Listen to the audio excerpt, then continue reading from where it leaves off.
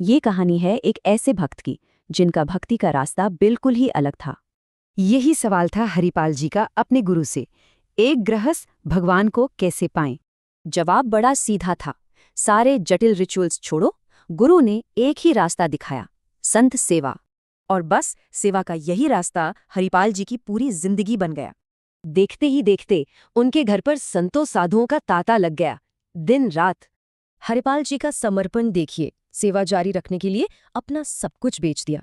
आखिर में उन पर हजारों का कर्ज चढ़ गया। उस जमाने में ये बहुत बड़ी रकम थी।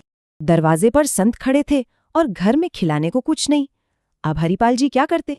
तो उन्होंने एक बहुत बड़ा फैसला किया। संतों को खिलाने के लिए अब वो डाकू बनेंगे। लेकिन एक शर्त थी, वो कभी भी किसी सच्चे हरि भक्त को नहीं लूटेंगे।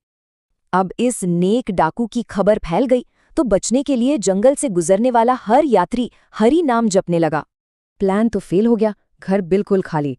तभी संतों का एक बड़ा झुंड आ पहुंचा। पड़ोसियों ने भी मुंह फेर लिया। पूरी तरह टूटकर हरिपाल जी ने प्रार्थना की, प्रभु मेरे संत भूखे न जाएं, भले ही मुझे आप न मिलें। और तभी एक अमीर जोड़ा वहां से गुजरा, दिखने में बिल्कुल सही निशाना। असल में वो भेष बदलकर खुद भगवान कृष्ण और रुक्मिणी जी थे। भक्त की परीक्षा लेने आए थे। रास्ते के बीच में हरिपाल जी ने भाला निकाला और संतों के नाम पर सब कुछ मांग लिया। रुक्मिणी जी ने एक खास अंगूठी देने से मना किया, तो हरिपाल ने जबरदस्ती उनकी उंगली मरोड़कर वो भी ले ली। सोचिए जरा, सेवा के लिए उन्होंने अपना ही बनाया हुआ नियम तोड़ दिया।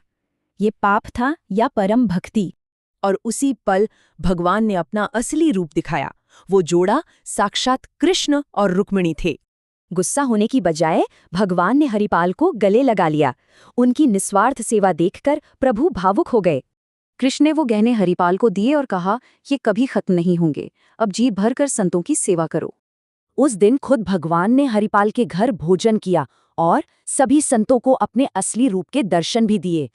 भगवान ने वचन दिया कि ये कथा सेवा की प्रेरणा देगी। हरिपाल के काम पर कोई सवाल नहीं उठाएगा।